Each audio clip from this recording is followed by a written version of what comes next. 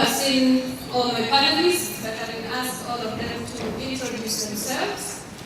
And you hear a little bit about them before we get into real business. So, Mary. Thank you very much, ladies and gentlemen. My name is Mary Petitt, and my background is in the coffee industry. I've been in coffee for 30 years, and during that time I have worked in green coffee importing, roasting, client contact, and what I'll be focusing on today with you is my 12 years of experience working with the Colombian Coffee Federation in North America on the Bandula's advertising campaign and all of the connections that we made between coffee growers and coffee consumers. I'm pleased to be here. We're going to have a good time. Thank you, Mary. Good afternoon, ladies and gentlemen. My name is Höpperger. I'm representing the World Intellectual Property Organization here, the WIPO organization based in Geneva, just up the road from the ITC. And as its name suggests, the WIPO is dealing with all aspects of intellectual property rights, their promotion, their protection. I'm working in one sector of the WIPO, it's called the brands and design sector, where I'm responsible for policy development, new technical norms, and some development projects. So I'm joining this panel this afternoon to offer a view and a perspective from the intellectual property side of things, and I hope I'll be able to manage to get it across without sounding too complicated. So bear with me. Good afternoon, ladies and gentlemen. My name is Nkubana. I'm a Rwandan woman entrepreneur into export markets. I own a company called Gahaya. Mainly started exporting traditional Rwandan baskets and later diversified. I work with grassroots women, those who can't read and write, and I think my experience is diverse to business people who are eyeing the export market, and I think we are going to have a good time here. Good afternoon, ladies and gentlemen. I'm Bandula from Sri Lanka. Of course, represented here as the chairman and chief executive of Sri Lanka Export Development Board. The other story is I'm having two hats. One is my 28th year of service in leading multinational, well-known as business. So I was responsible for doing all rural development in that my particular country by my story, and plus I am totally responsible for the export trade in Sri Lanka. So those are my experiences and currently I am doing parallelly. So expect a very interesting session soon. Thank you. Thank you very much to our panelists. Just to be sure that the panelists send the message that will be most relevant for you where branding is concerned, could we get a show of hands? How many of us are from companies, are from enterprises? Who are in this room now? By show of hands. Lovely. So for me, those are the people interested in branding their products. And how many are working, say, with export promotion organizations or organizations that promote branding? Probably. How many are working with development partners that may want to support branding? Probably. I think we have a full house, so even as you pass the message, then we want a message that talks to every one of us. Commodity, which is the second largest dollar volume trading commodity in the world next to oil. So how on earth does one distinguish one coffee from the other? Well, the Federation did some self-searching, and this is what we all need to do when it comes to branding. First, we need to identify what is our product. What are the attributes that make it real, that make it important, that make it a product to be trusted? The second thing is, where are we going to sell this product? Where is our market? In this case, the Federation identified that their product was good quality coffee from Colombia, and they decided that they were going to sell it in the United States, because at that time, the coffee products available in the US were primarily produced by large companies like my colleague from Nestle, And they were not particularly good quality products. And that has nothing to do with my colleague from Nestle, because those products are really great products. But if you think of a person walking into a supermarket at that time in the United States, there just wasn't much to choose from. So Columbia said, why can't we put a product on the shelf in the United States that is a single origin varietal that would be a different thing than anything else that's out there for the consumer to choose from? So those are the first two questions. The third thing that they really got right is what makes our product special? They did more soul searching, and they realized that if they connected the concept of the man, Juan Valdez, and the mule, which is the animal transporting the coffee from the farm to the port, and the mountain where it's grown, then suddenly they had created a value proposition, an identity for their product that communicated benefits that were unique, interesting, and also tangible that consumers would respond to emotionally. So when you're thinking about what kind of a product to bring to the market, you need to identify those three things. And then you need to think of a fourth thing, which is, what is my permission to succeed? Why does the market need this product? What makes me different, interesting, and unique from all of the other similar products that might be out there? So authenticity is a very important concept, and it's something that comes from thoughtfulness. You don't just go out and start selling pineapples or selling motor oil. You need to really self-examine and understand the value proposition of why your product is special, really, and how it appeals to your audience. It's a know yourself exercise. And once you know yourself, then you can go out and authentically convey that fundamental value, turn it into a brand, which is an identity that you can convey to your audience. And try to convey that in a way that connects with the audience emotionally. And try to convey it in a way that is flexible, that allows you to continue to evolve the identity of that brand, even within ever-changing life circumstances.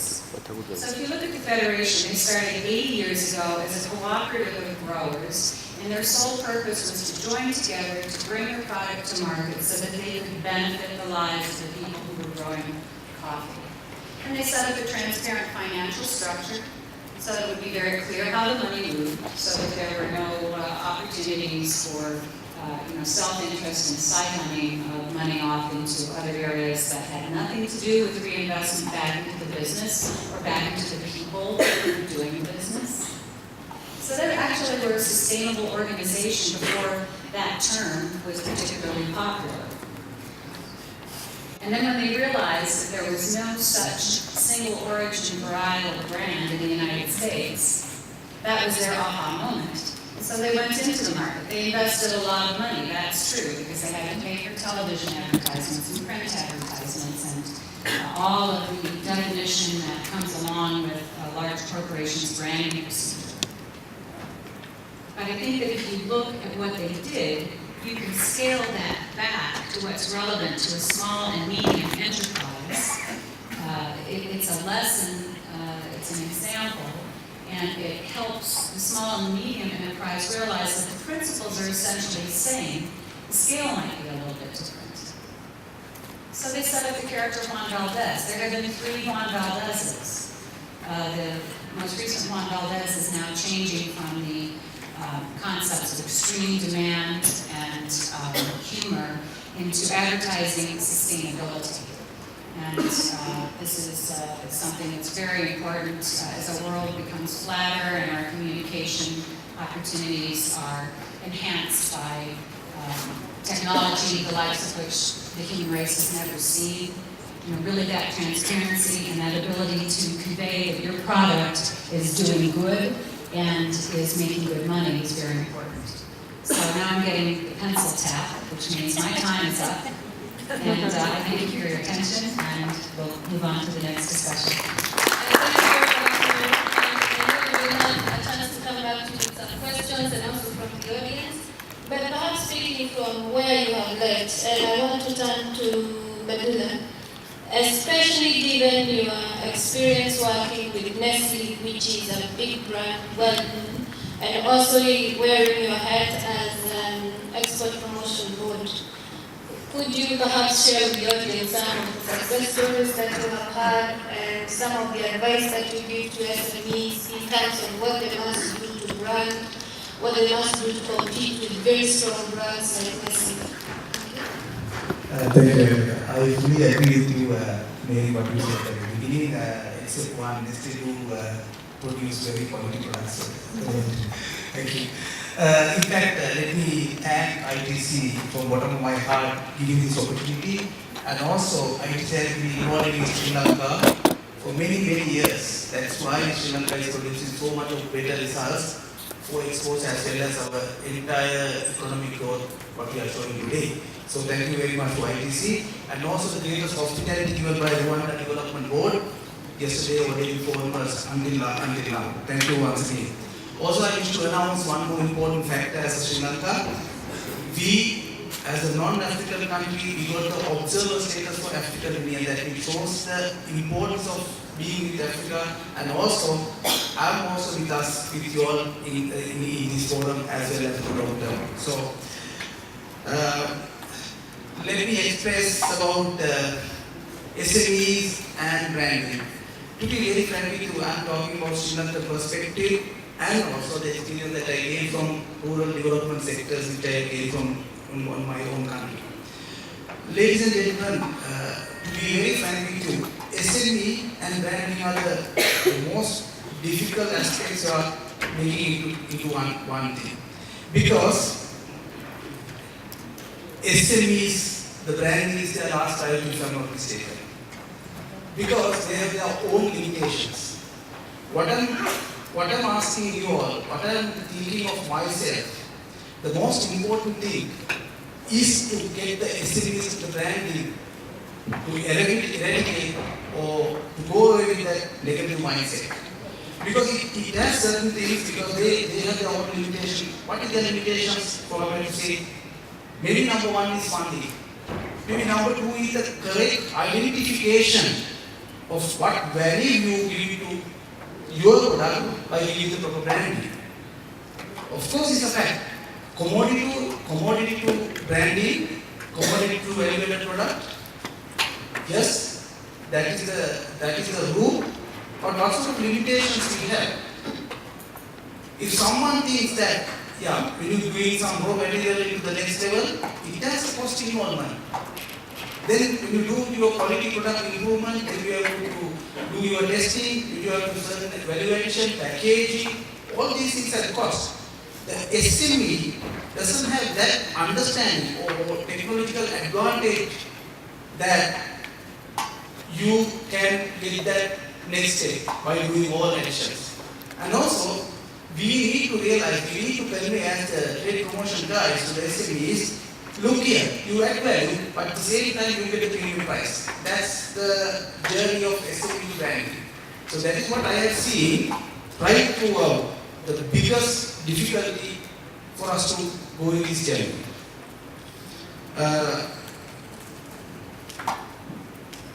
Another important fact why I believe from Sri Lankan perspective, if one product or one brand doesn't establish in their local market, maybe there's a little bit of a reluctance or restriction to go to the international brand. So, first step, SME should well establish your brand in your local area, local country. Then only you get the confidence. Then only you get the real feeling about the branding locally. Then you have the confidence to you take more forward. And branding is basically what you are going to do is to get the real belief and trust. Look at with whom we are competing with. We are competing with established branding. Otherwise, if there is no branding, we don't have to do branding because it itself is branding. The fundamental fact that we have to understand is there are so many brands. There are no virgin brands. There are so many brands. What we are trying to do is we are trying to get the SMEs to brand their products in the right brand to compete with other brands. So in that journey, we need to really understand what is established brand, what is developing brand. Established brand is basically maybe run by multinationals or maybe run by bigger entrepreneurs. But importantly, bigger multinationals and bigger entrepreneurs, their brands are their main assets. But unfortunately, SMEs, their main asset is maybe product. That's the disconnect that we have seen through my experience. When these big people are putting their sole effort and focus on protecting their brand in terms of putting all the resources, when SME is fighting for that, that's the big disconnect. We as a BPO, I'm using some other brands, I'm sorry for that, but just to understand, is that it's a single origin team, 100% Ceylon and no brands. Those are three key messages he has sent. One thing, single origin is from Sri Lanka and the home state. Number two, black tea. Number three is pure Ceylon tea, no blends. Today, he became the number one brand in New Zealand and number three brand of Australia, wide distribution of about 100 countries and 6th largest tea brand globally. Annually, he recorded 5 to 6% growth. So, Dilma is not selling no more value in weight. He's selling on value. This is the success story. Totally transform the value added. So that one, I mean, we don't want to say that about beyond that. Dilma is basically covering all hotel chains, airlines, and including Pattaya Airways, which we published yesterday, day before. So they're selling that also. Why this brand is credible? That is the most important for us to think. Okay, so I don't want to go beyond that where my time. It's vertically integrated, it's a one-source approach, no traders, because it's no middleman, because it's direct to the farmers and all other sources, and it benefits from to the entire value chain. So second round, I think I'll be able to give you some inputs. So for the moment, thank you very much. Thank you, Bandula, for sharing that story with us. And I know some of the messages I'm getting from you is about consistency, it's about making sure that you brand your product, that even if it is a cost element to it, you still have to see the value of the brand. And I want to turn to one of the small and medium enterprises, the higher needs. Janet, perhaps you could share with us, in terms of your organization, how has branding been relevant and how has branding helped you enter some of the international markets? And you could tell us perhaps some of the challenges you had and how you dealt with them. Thank you very much. As I mentioned earlier, Gahaya exports non-agricultural products. And when we came back from exile, I was raised in a refugee camp in Rwanda. While I was growing up, I used to see my mother making baskets. And one of the things she used to do to keep us closer, because the camps were so concentrated, such that a child can get lost in the camps. One of the things she did was to make a small basket and keep you close to her so that you get lost and you spend almost 2 days locating in which camp you are. So when we returned to Rwanda after 1994 genocide against the Tutsi, it was an experience and a changing moment for me and my sister Joy, whereby we found a lot of women, helpless women, lost everybody, lost husbands, children, fresh wounds, and that was like a turning moment for both of us. Seeing these women helpless, no shelter, no food. So I was running a small hotel, I'm a hotelier by profession at that time. Women started now, instead of coming to buy food, they came to look for food, and then the following day a woman would come back with a small basket. Can you take this instead of food? So that's how really my heart changed and said, something must be done here. Now, to cut the long story short, when we started Gahaya in 2004, we've been we're moving here and there trying to see what we can do in terms of helping the women of Rwanda and of course helping ourselves, because we're not looking at being an NGO, we're looking at a business model whereby you are transforming people into entrepreneurs. So we looked at what the women of Rwanda need. Majority of Rwandan women never had a chance of going to school. They can't read, they can't write, they don't understand measurement. So that was a little bit of a challenge, but the key part of it was that the women knew how to make baskets. So when we went to the first show in New York, we had, I researched about what happens elsewhere in the world. And I landed on Valentine's. To tell you the truth, I was never bothered about that. But I said, what are the colors of Valentine's?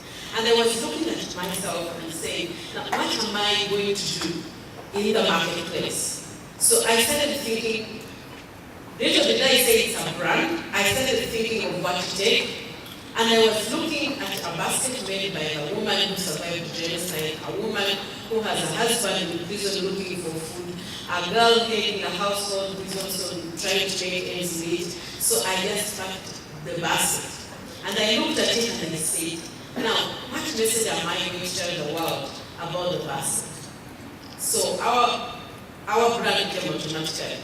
Our brand, we started, one person asked me, what do you want to do? I said, I want peace in my country. I want dignity. I want values. I don't want people to be beggars. So the product now started evolving around emotions. People had seen what happened in Rwanda. So now seeing somebody with a basket, people related to the basket of Rwanda as to the genocide. But my message was, we are selling the basket and our brand is Rwanda Peace Basket. And the Rwanda Peace Basket did not come just like that, because we had recognized what was happening within our communities where women asked for forgiveness on behalf of their husbands. And then we saw peace happening. So our brand evolved about creating peace, stability, and economic independence.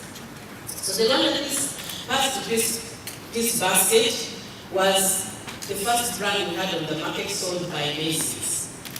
But let me tell you, talking about a brand. When you are out there, my colleagues in business, when you are a new business person, you always say yes. I was a yes woman. So the woman would come and say, can you make 1,000? I say yes. I remember one lady come and say, oh, I have protected the Rwanda Peace. I did not know what she was meaning. Until when things were not working and I asked her what's happening, they said, but Rwanda Peace is my brand. I said, wait a minute, what do you mean? This basket is not yours, it's made by the women of Rwanda. So one thing I want to tell my colleagues here is to stand on your feet. Because when you don't understand branding, you can be a victim of a brand. Because I had the Rwanda Peace Basket, somebody stands in New York and say, this brand is mine. So you get confused. So from the word go, I did not know what she meant by owning Rwanda Peace baskets. So along the way, she started now owning me, saying, no. You can't do this. You can't send somebody else. You can't do this. And I became a victim of my brand. So I want to tell you to put your feet down to understand branding, because in one way or the other, you can lose it. I had lost it. Then the other challenges I had was not understanding how to go about branding. I did not know branding. So the basket branded me, but what happened to me most, let me tell you, when you're in business, you need to know where you're operating from. The president of Rwanda, President Paul Kagame, was part of my brand. Simply because when I had my first display in Macy's, you know, this fellow man invited the president, and the president says, I'm coming. I became a victim of his presence. They started asking me where are the products. Now, packaging was my challenge. Having no packaging company in Rwanda, I pulled boxes from supermarkets. TV, diaper, tobacco, name it. And I packed my baskets. No label, nothing, no description, nothing at all. So the guy looks at me, they have had an interior designer to spray, and the guy said, "Thank you from Rwanda, where are your baskets?" I did not know where they were. So I started looking for old boxes to locate my products, and that was another experience. The next time I went, I had my made in Rwanda boxes. So I have a lot to share with you, and maybe we shall engage in Q&A. Thank you. I think one of the things we have heard from you is about you becoming a victim of your own brand. And somebody else telling you, I own your brand. What is this you're talking about? Rather, peace baskets. And I want to turn to Marcus, and again also perhaps bearing in mind what Bandula said, that branding, especially for small and medium enterprises, is very costly. They first of all look at the product and don't think about the cost. So bearing in mind all the costs, the time, the major terms that are thrown in when we think of intellectual property rights and intellectual property protection, what would you say? Why is it a priority that branding must go on? And secondly, what would you advise a small and medium enterprise should be some of the issues they look at when they think about branding and when they think about intellectual property? Well, thank you, Agatha. I mean, Jen already said it. Perfectly prepared to grant for my picture.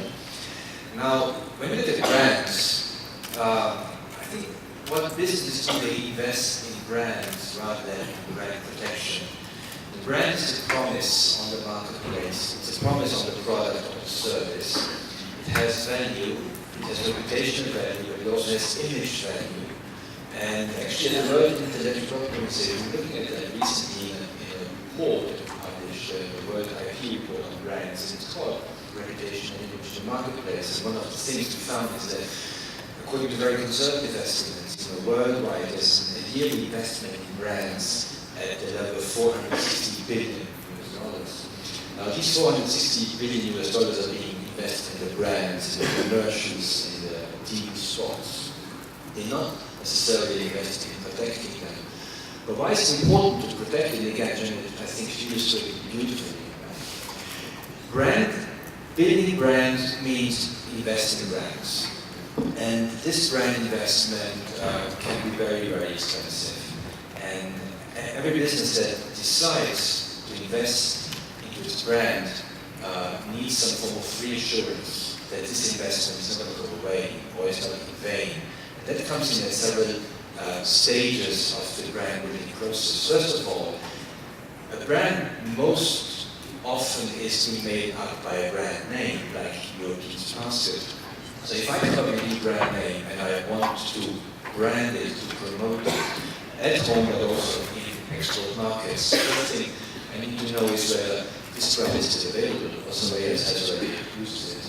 So in order to avoid finding out further down the road that this money is all now going down the drain, to use an example, when I build a house, I want to ensure that the land on which I construct belongs to me or belongs to someone else, so that my investment in the brand makes sense. But then, as you go on, as the brand, creates reputation, creates image value, it may become vulnerable to imitation, to counterfeiting, to copying, to illegitimate commercial activities, and there, obviously, the brand provides a very valuable safeguard to again protect your reputation. And we're talking about brands. Obviously, the legal term under which most brands are protected is trademark. It's very important as well for businesses to understand the intellectual property possibilities that are available and to make best use of them. So you do not really invest in protection. I mean, registering trademarks, for example, to protect brands, it's usually seen as a transaction cost. And you do not get a return from that transaction cost, but you get the return from this from the brand investment. But it's very important, as I said, for the business to understand what they're dealing with and where the value, the intellectual property value, the intellectual property asset of their product is located, so that they can really use the full range of intellectual property rights available to protect the brand. So most usually it's going to be an individual brand and a company name. And that is, I think, from the point of view of the business, the most straightforward solution, because it only depends on yourself and your competitors. And the most straightforward way to protect the brands at home and is through trademark registration, which is not necessarily that costly. But there are other possibilities to protect brands depending on what type of intellectually asset the brand is to be based. If it's an origin brand, if it's based on, for example, a country origin or a regional origin, then sometimes the idea of a collective brand protection may come into play, which we find in legal terms being managed through geographic indications, which is a much more complicated, much less straightforward proposition. It involves also regulators, policymakers, and to look at a much longer horizon in terms of time. And also international protection is less straightforward because there's a multitude of legal approaches to, for example, geographic indication protection. But finally, the brand may also be based on other features of the product, such as its design, or other aspects that can come under copyright. So there's almost a menu of which you can choose in order to lay the intellectual property right foundations right, so that later on you avoid the surprises that we saw happen. What's also important is that we now could go on and go into a legal, not only lecture, but there's entire annual courses we talk about that subject. So at some point it might be complex, but I think it's important also not to see things too overcomplicated manner. And to illustrate it, let me refer to two coffee cases that we had the opportunity to contrast a couple of years back in a meeting that we arranged. One was actually the topic of experience. The other one is a case that comes out of the region, or maybe a little bit north of the region. It's the Fine Coffee Initiative, and you still may remember that it was back in there was a very highly publicized case that opposed the coffee theory as a statement theory coffee producers against the famous American coffee house Starbucks. And the dispute actually comes around rights, or perceived rights in the name of coffee, or three coffee varieties, Egodage, Halal, and Saana. Now, what is interesting to see is that the Ethiopians, what they did was actually from an intellectual property point of view against all the rules of the book. If you take the book and you apply it, you felt something like the London experience, the various intellectual property rights being applied at home, economy, export markets, certification, and so on. I'm not going into the details. None of that was done in Ethiopia, and for good reason, because the infrastructure, the legal infrastructure, and also the economic support, that didn't deter the coffee producers and the coffee board and the intellectual property office of Ethiopia at the time to pursue initially. It can be very, very important when you right from the start to identify this IP aspect and to build in commercial relations with whoever that is going to deal with it. So that is very, very important. I think this is my last example before I close. One of the most famous episodes in history about people missing the opportunity, not seeing the goal in front of their doorstep was the famous story when the young Bill Gates was negotiating with the big bosses of IBM at the time over the copyright and intellectual property rights in the MS-DOS operating system for personal computers. And actually IBM says, well, we not even interested in money. And the license is enough, you can keep the property in there, and the rest really is history. So I think in all our products there might be a grain of the MS-DOS, and it's very important to identify it early on and to be safe on it.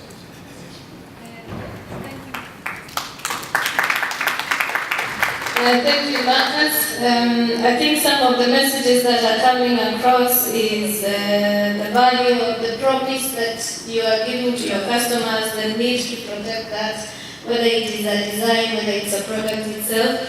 I know we have an almost graveyard shift after lunch. So I want to make sure that our audience continues with us in this conversation. So before we take the next round, we are going to take a few questions. Can I, by show of hands here, people have questions? I said 2 gentlemen, 3 gentlemen. Where are the ladies? 1 lady. Okay, we will. Is there somebody to take a mic around? Thank you. We'll start with the gentleman in purple and the one behind him, the lady in yellow, and the gentleman from the Nigerian Export Promotion Board. And then we will come back to the team. Thank you. Thank you. And sorry, do please keep it short, quick, and straight, and do introduce yourself and where you're coming from, so that the rest of us know you. I'll keep it short, interesting, and exciting. My name is Alec Mugoho from Attitude Builders International, based here in Rwanda. I want to thank the panelists. First and foremost, they have already done branding even before they talked. Why I say this because I was interested in, let me go straight to the question. The question I would like to address it to Mary and Janet. Janet gave a very good background, which was quite honest, where she did not manage to grant and there are boxes. I want to know, how did she feel during that time when she was challenged that you haven't done branding? Did you feel like giving up sometimes? Did you manage to change that? And then also Mary talked about Colombian coffee. It's as if they have never had challenges. She talked about this being authentic. Branding, many people focus branding on external, but does it have to go internal and external at the same time? Thank you very much. Yeah, thank you, Alex. The gentleman in black. Thanks once again. I'm very much passionate with this topic of branding. If you may still recall, even in tourism, I raised the issue as well in terms of whether there's justification for the establishment of Africa branding. Will you introduce yourself, please? My name is Jacob Martin from South Africa. There is an acknowledgement of the importance of branding of products and protecting the brand through the trademark. And at the same time, we know that developing the brand is expensive and not affordable to SME. Given the importance of SME to the GDP's countries and even realizing the employment gains, how can the government assist the SME to bear this cost within the context of international best practice if benchmarking was done in that regard? Thanks. Thank you, Jacob.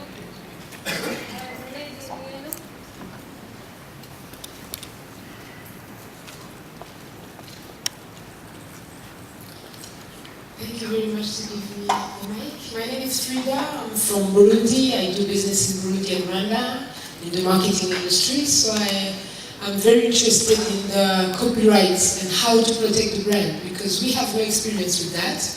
I would like to know if, since we are working on exporting our products, do we need to protect it locally assisted by the government, or do we need to know how the laws is in the country where we go to export? So that's something I would really be interested to understand. Thank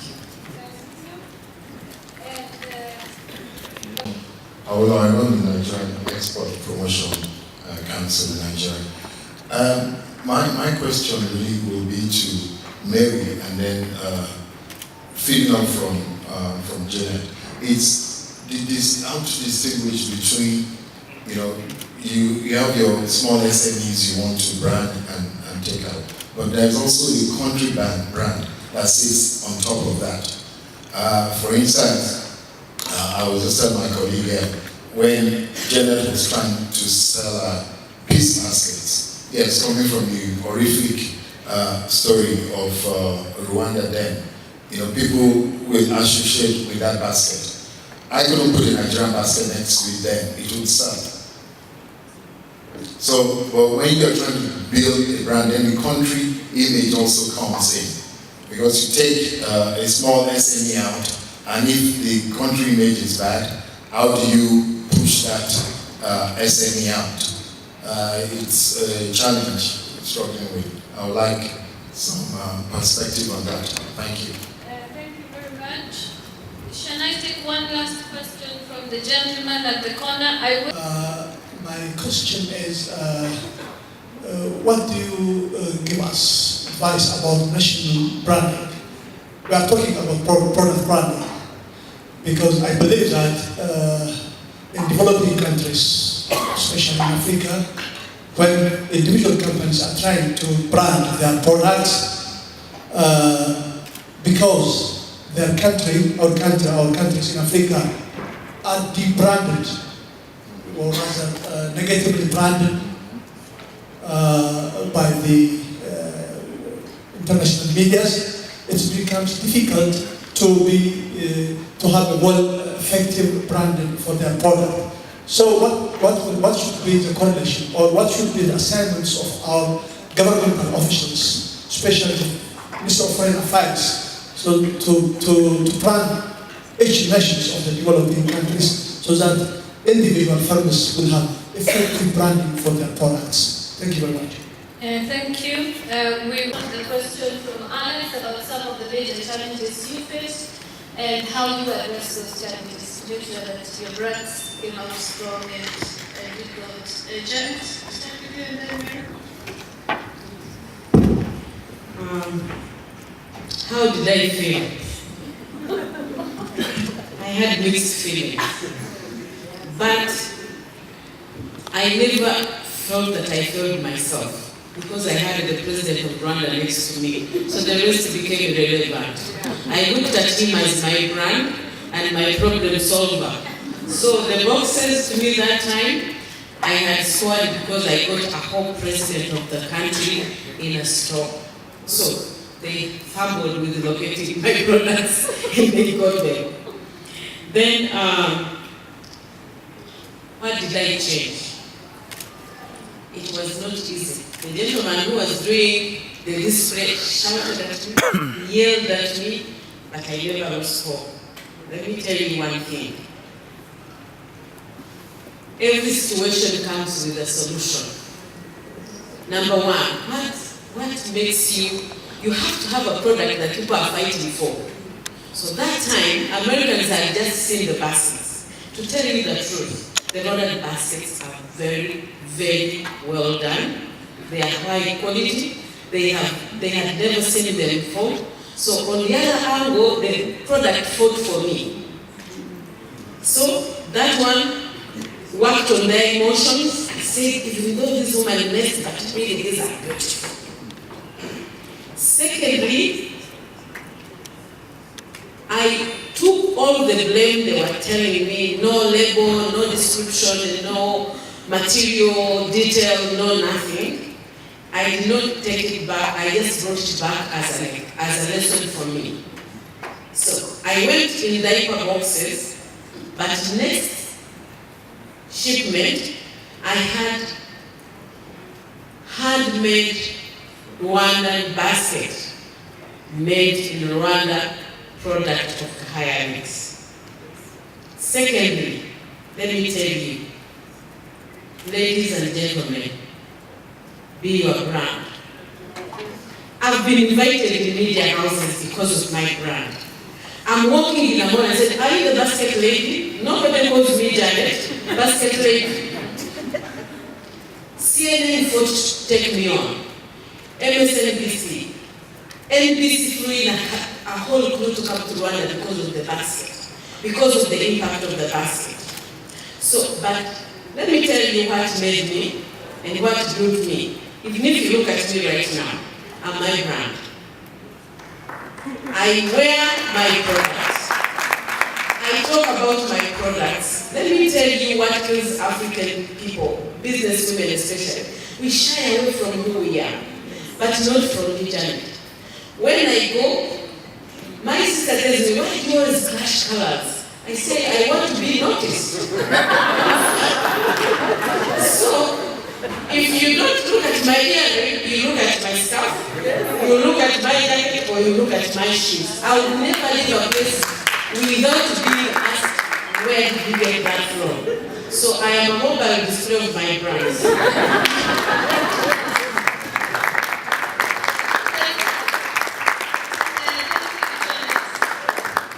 And perhaps coming to you, Mary, because I know coffee is trickier to say I am coffee. When you see me, it's Colombian coffee. I know it's hard for you to see, but I'm wearing a beautiful necklace today. And it's made of coffee and beans. And it's a gift from my dear friend Agatha from myself. She is. These questions are so great. Let's keep them coming. I will do my best to answer.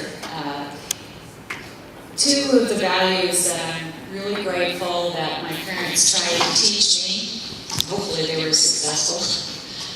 One is persistence, and the other is resourcefulness.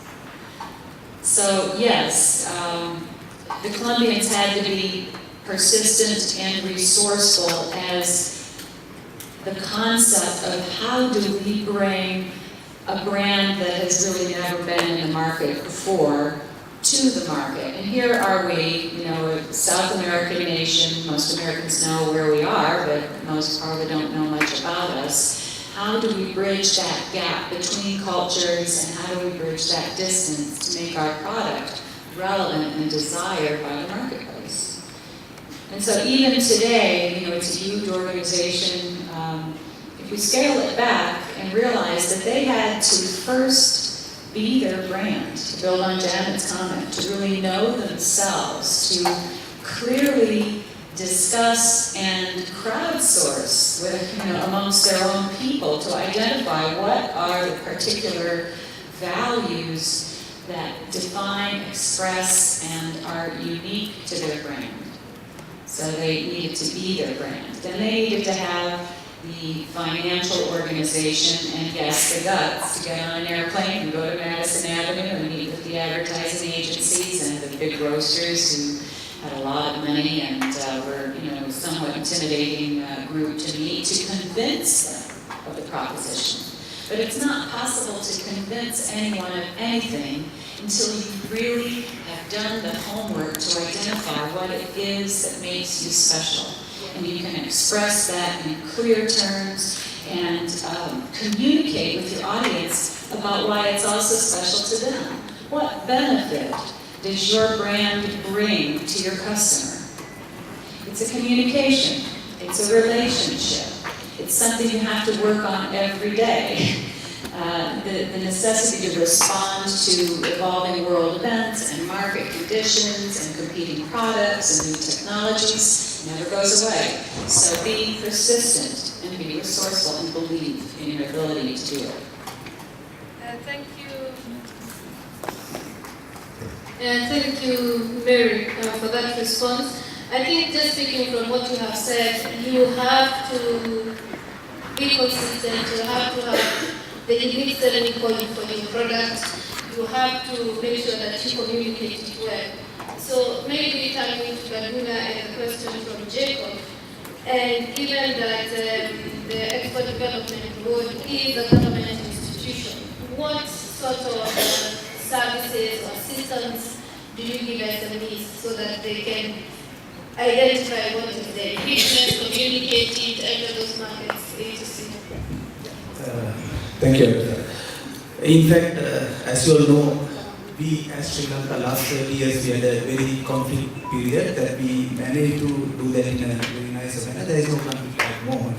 But the question is how to grow economy in Sri Lanka. That was the biggest question in our government. So I will take as example from my side of our government what we need to make that journey up. To be very happy to say that apart from China, we are now recording the highest growth rate in the world, in the Asian countries on GDP rate. So how do we government focus on total infrastructure? We have to take it as a whole. Government basically take it as infrastructure development, new ports, regulatory issues, everything in a positive manner. So we as a TPO, Trade Promotion Organization, we need to define our priority. Ladies and gentlemen, you know, to grow our economy, to do our more exports, to get the more value, branding is important factor. There's no doubt. So we have prioritized branding is one key aspect that we need to drive on. So trade promotion, export development board Sri Lanka, these are the initiatives that we have taken as a step to answer Mr. Jacob. Within Export Development Board, we have dedicated 15% of our total budget for branding, SME branding especially. And also, we have introduced Export Own Marketing Scheme, which is for non-traditional trade. Whoever is come up with some valuable branding exercise where it gives you result in manifold, Export Development Board is ready to give that reimbursement with the value addition and return on investment basis. And which includes trademark registration and geographical indication Sri Lankan brands in many areas. Actually, we are working with WIPO, WIPO for that aspect, Cinnamon GI geographical indication, we are working with WIPO very much. Then we obtain advisory services who are the experts living in their country or inside regionalized manner. We advise them what exactly do you do your local business. Example, one village, one product concept. Because we are talking about origin, we are talking about branding, those are the key aspects. So if you have to have sustainable produce or certain quantity or right supply chain, we have identified one village, one product concept. So you go to Uber, then you get potatoes. That Uber potatoes are something totally different to some other potatoes. All the farmers are, maybe all Sri Lankan farmers are doing some, planting plantains. There is no value on that. So therefore, we categorically advise from the government saying, this village is dedicated to one brand or one product. Linkage SMEs to international consultants for design and development. Because when you come to handicraft sector, they have their skill. Sri Lankans basically they have their skill, but the technical know-how is not there. And the global designs they don't know. So how do we do branding without global designs? Design is the basically value addition. So we got all international designers and put into the straight to the handicraft sector and all those who want that, and it's becoming a major product, global product. We have a lot of examples. And of course, we are taking ITC and CBI Netherlands assistance. ITC is fully working on our brand strategic plan, benchmarking the thing, and also many areas that they are working on towards Sri Lankan Export Development Board. CBI Netherlands, we have obtained their service from the government intervention, their service to develop a web portal and e-marketing system. So those are the factors that we need to look for when we are talking about branding. And we make sure in Sri Lanka annual brand excellence award awarded by His Excellency the President. It gives a real recognition to branding of your product. Especially for women entrepreneurs, there's a loan, there's a soft loan without collateral partition. I mean, you don't have to produce anything as a guarantee. You can obtain a loan showing your liability, or not the liability, your project as a guarantee. So those are the things that women entrepreneurs obtain from Sri Lankan government, and those are the steps that we have taken to develop exports. And Mr. Jacob was asking about, then somebody has to answer about the national plan. So I will leave it. Thank you, Bandula. And perhaps before I give back as the floor, I just wanted to ask Mary, especially based on the Colombian coffee. And I know you brought out the role of the association. But going back to Jacob's question, what was the role of government in terms of making the Colombian brand very strong? Did you get any support?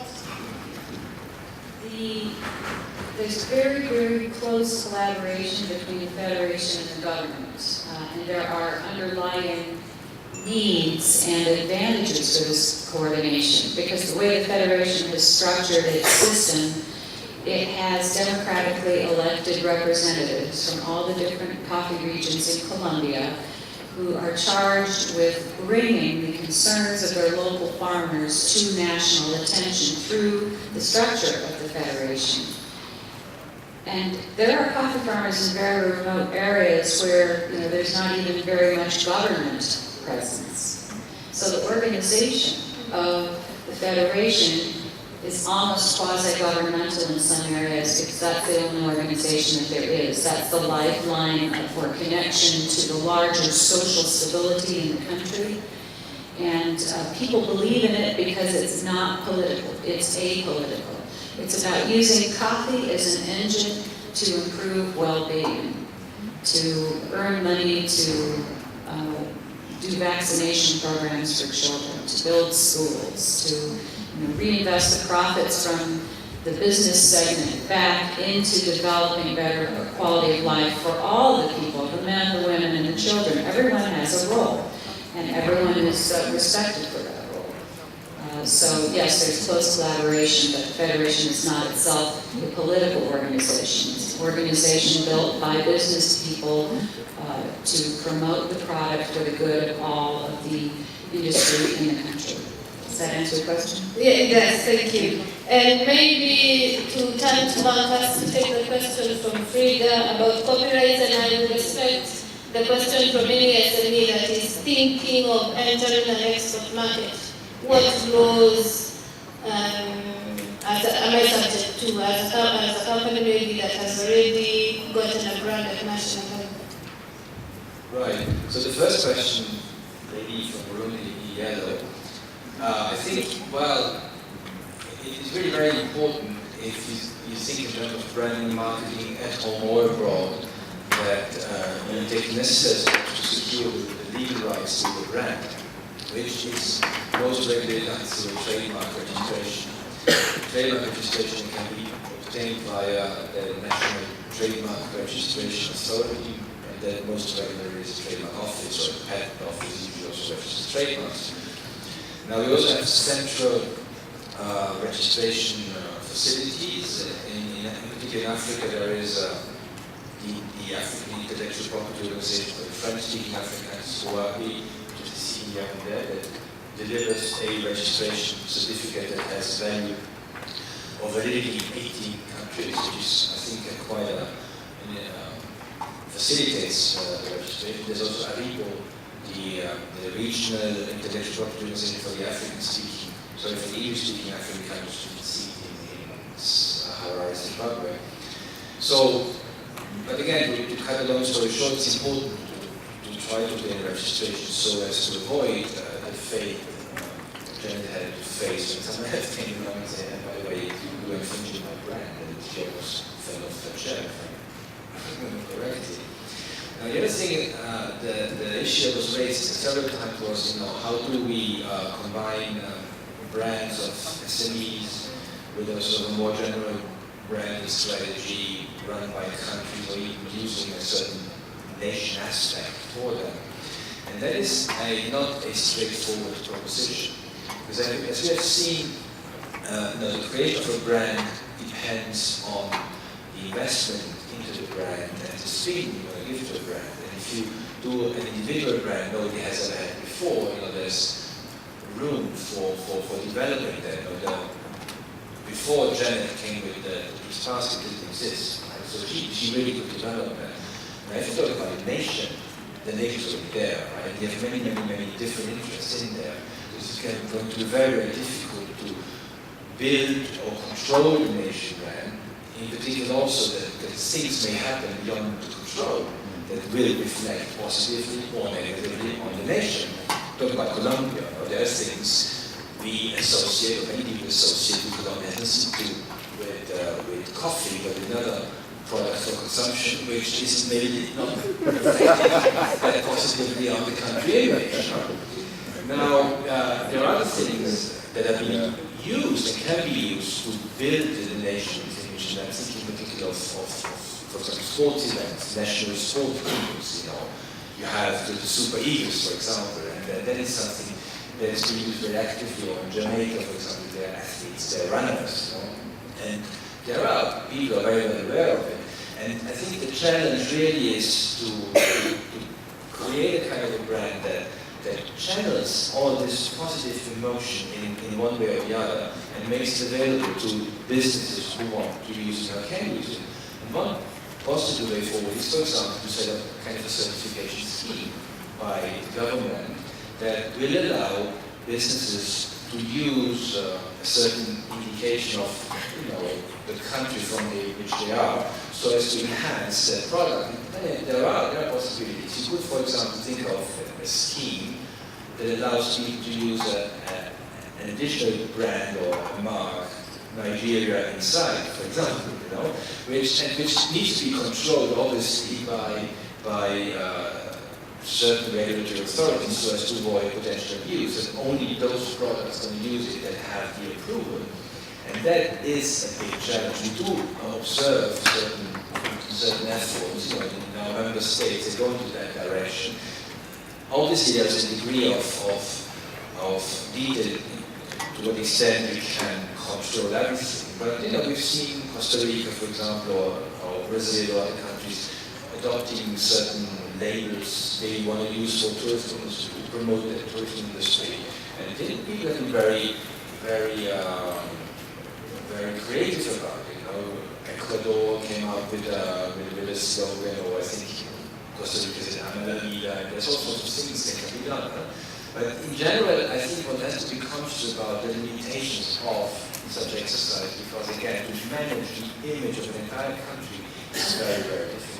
And there's only so many things that can be done.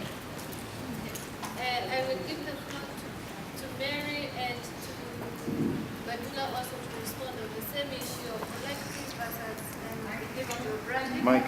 Oh, my apologies. I'm saying thank you, Marcus, and I'm giving the floor to Mary and to Bandula to respond to the same issue about collective versus national branding in terms of the lessons that can be learned before we take another round from our audience. I just wanted to offer a quick, practical, down and dirty, real-life example of the challenges that come up when you're managing a brand for a country and authenticity for a country. As part of our responsibilities when I was director of the 100% Colombian Coffee program, I had to monitor and ensure and identify and then go after and correct situations where it seemed quite evident that there was coffee being marketed with the Juan Valdez logo that was not actually 100% Colombian.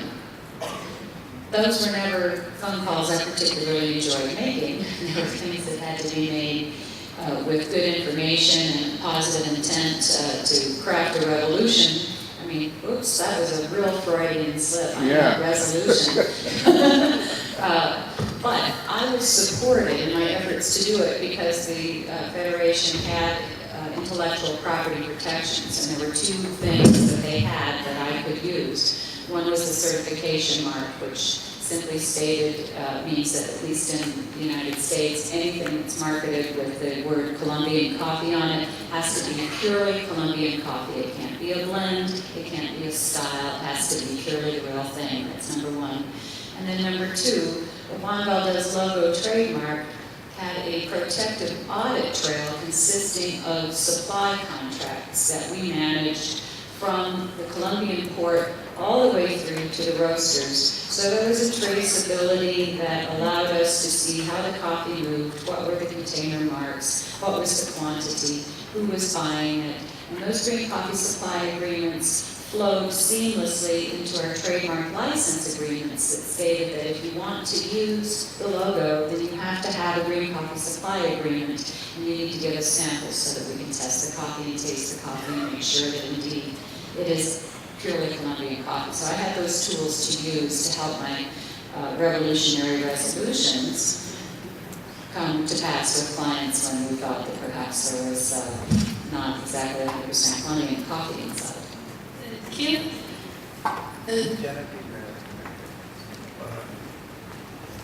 I'm told Janet will respond to the same issue and using the Rwandan. When it comes to Rwandan basket, this is a cultural art owned by every woman in Rwanda, because my great-grandmother made baskets, passed it on to the daughter, and so on and so forth. So there was no way as Gahaya we could have to own the basket of Rwanda. But what made it easier for us was, first of all, Rwanda government gave it value by putting the basket in the national seal. So everywhere you go in a Rwandan office, the seal of Rwanda has a basket. Now what we did, we collaborated with RDB. Francis was still, he came back to RDB, but we worked together on how do we have our clients know that this product is an authentic product of Rwanda. So we developed a certificate of authenticity, and then it says, by affixing this seal, Rwanda government certifies that this is a handmade product of Rwanda for Macy. So every client, whatever we do, Rwanda government, we have that a good collaboration where the government comes in and helps you in terms of ownership and keeping your brand close to the nation, to your country. Then another thing, they moved on to protect the basket as a geographical product and a cultural product whereby really you can say this is from this region. So Rwanda government has been, and I think by doing that, it was seeing what it meant to the people of Rwanda, especially the women who make the baskets, having seen the impact of sales of those baskets, it really pushed the government to keep close, hands on the basket. You said you are your brand. I really do appreciate that. However, we have a little peculiarity when it comes to SMEs in Nigeria, where the individual is the brand and you actually associate the quality with the individual and not really with the business. Have you had any issues where your personality is actually taking over the brand of the product? And how do you think you can actually translate the brand that brand equity that you've built in yourself to businesses? Because in Nigeria, sometimes we have a little bit of an issue with transferring that brand to the SME itself. Finance Board and charge of certification. My question will be beneficial to me, but more importantly to our production companies.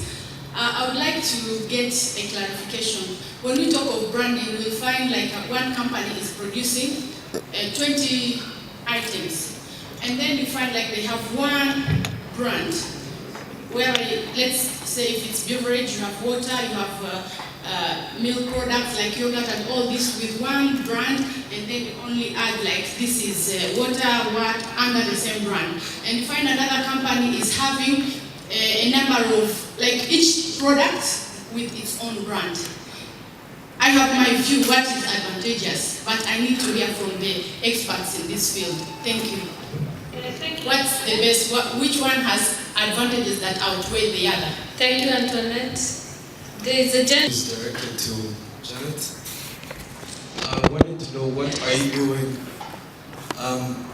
to preserve the quality of the basket, since it takes a long time to weave the basket, and most times most people that really do that, they are from rural areas and they probably don't have any other thing, or maybe they don't go to school or something like that. So what are you doing to preserve it? Thank you, Ellie. 3 people. Rogers Karebi from Uganda. And mine is a very simple one, but for lack of a better word, I like to call it counterfeit branding. I don't know how you can advise on that. Because we've had situations whereby somebody writes off an already existing popular brand, like Sony, and they always just change to a small cut with a Q almost, to look like Sony, but it's actually not Sony. Kind of advice on counterfeit branding. Thank you, Rogers.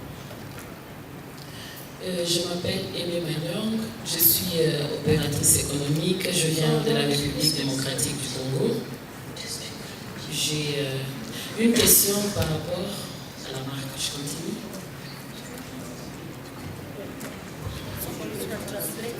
Sorry, can I get somebody who speaks French to translate for us? For the audience, I don't think the audience has this.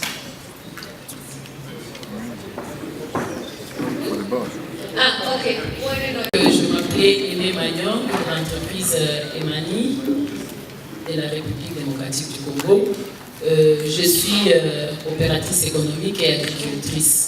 Je voudrais savoir quel mécanisme peut-on mettre en place ou quelle stratégie adopter pour maintenir la qualité qui est liée à la marque qu'on voudrait donner à un produit qui est fabriqué dans différents lieux.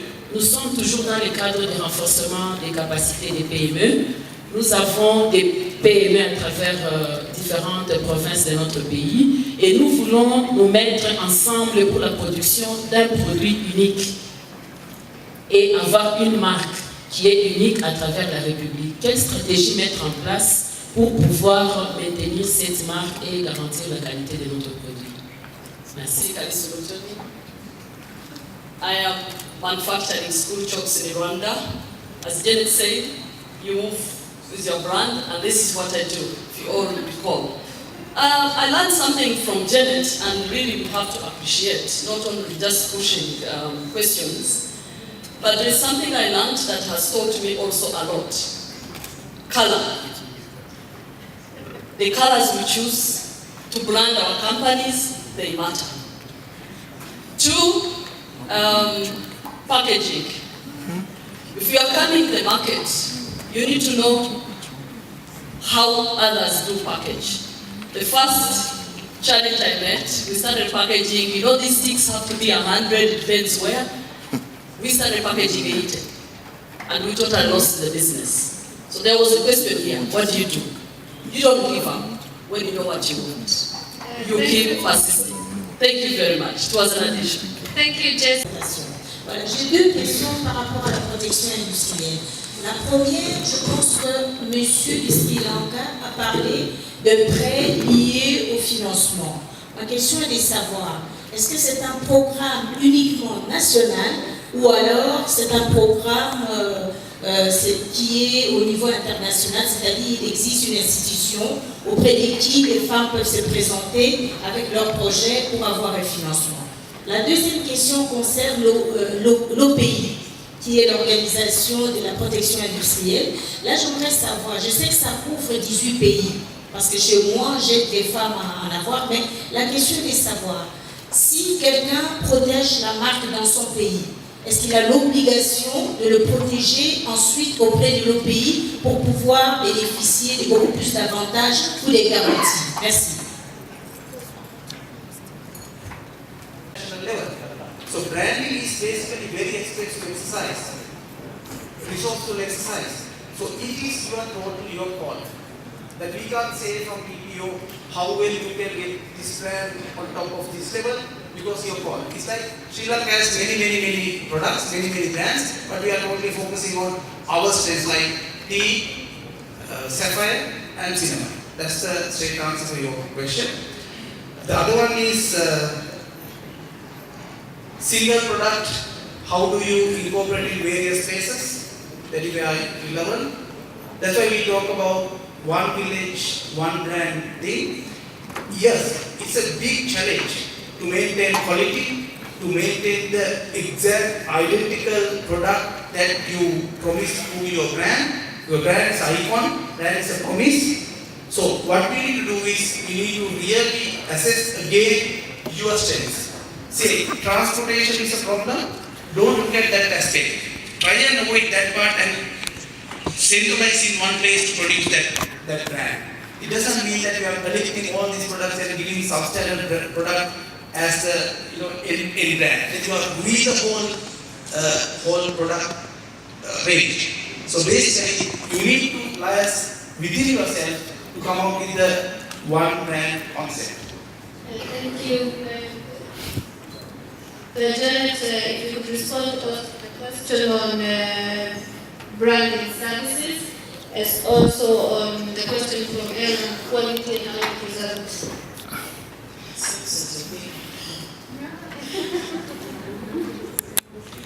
Then we talk about producing high-quality products in different locations, handmade by different people.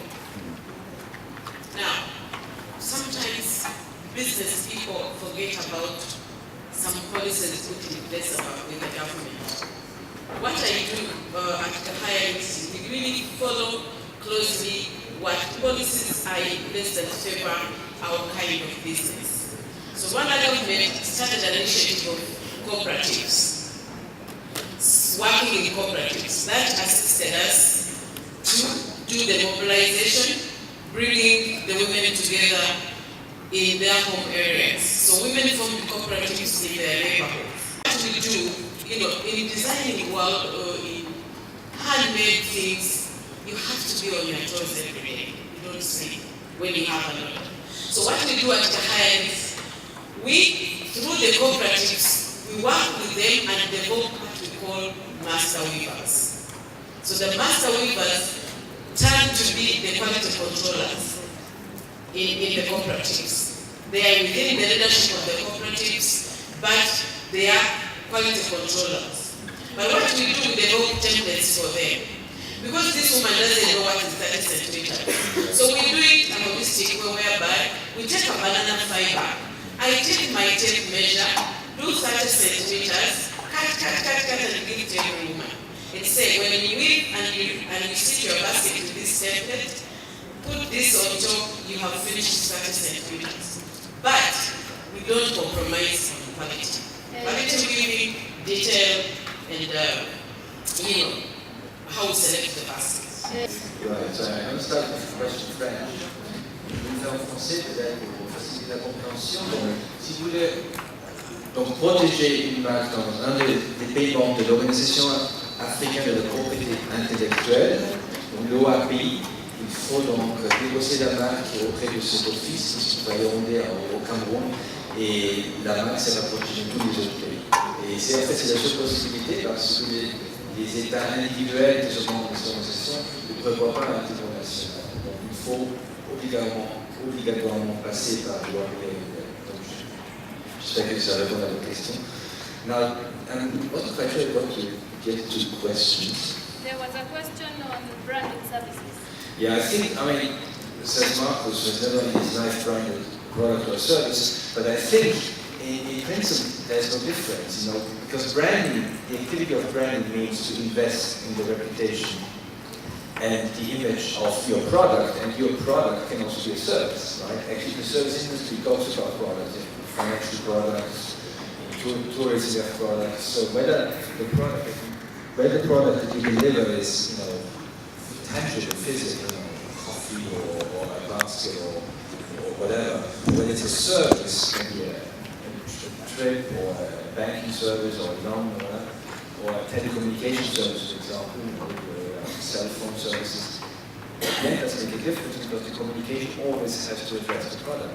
So, I mean, how you deliver the product is always different, but the branding itself, the positioning, the commercials, the publicity, the sponsoring, if you have, whether your football players wear a jersey that makes publicity for a tangible product or an intangible product, from the point of view of branding, it's a difference. That's how I would see it, so I wouldn't be worried much about that. Mary, we will take the last comments from you. Oh good, I get to make mine up. I wanted to just quickly address the concept of intangibles in brands.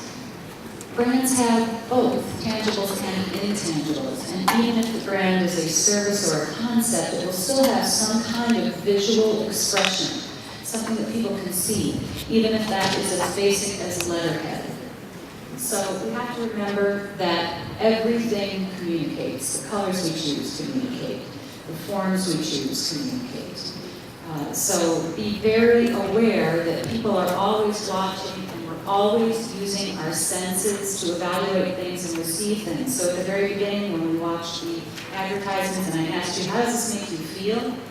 Well, this is one of the most important questions for any brand. How does it make you feel? What is it that you're communicating with the colors you use and the forms that you use? So tangibles and intangibles go hand in